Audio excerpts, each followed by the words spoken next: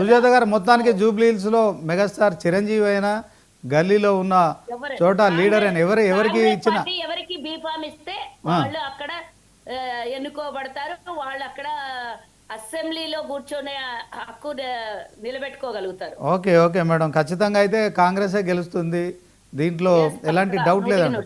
పవన్ గారు రాసి పెట్టుకోండి, ఈ డిబేట్ క్లిప్పింగ్ ఇలాగే తీసి పెట్టుకోండి. ఓకే ఓకే పవన్ గారు మీరేం చెప్తారు? తినబోతు రుచులు ఎందుకండి, రేపు అక్కడ ఏం జరగబోతుంది ఏందనేది ప్రజలే న్యాయ నిర్ణేతలు. గెలుపోటములు అనేటివి శాశ్వతం కాదు. రాష్ట్రం ఎంత ఆగమైతుందో చూస్తున్నాము ఈ 20 నెలల్లో. రైతులు కానివ్వండి, ఆడవాళ్ళు కానివ్వండి, ప్రతి ఒక్కరు రోడ్డు మీదకి వస్తున్నారు.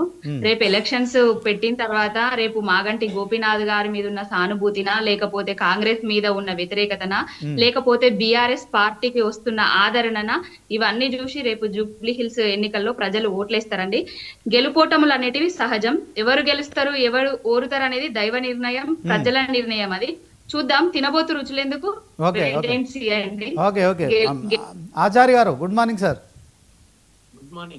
జూబ్లీ హిల్స్ ఉప ఎన్నిక 3 పార్టీలకు ఇప్పుడు లైఫ్ అండ్ డెత్ సమస్య. దాంట్లో బీఆర్ఎస్ సిట్టింగ్ సీటు, కాంగ్రెస్ ప్రభుత్వం రాష్ట్రంలో అధికారంలో ఉంది, మేము గెలుస్తామనే ధీమా ఈ 2 పార్టీలు వ్యక్తం చేస్తున్నాయి. జూబ్లీ హిల్స్లో మరి బీజేపీ పరిస్థితి ఏంటి సార్? కొత్త అధ్యక్షుడు రామచంద్రరావు అయితే ఖచ్చితంగా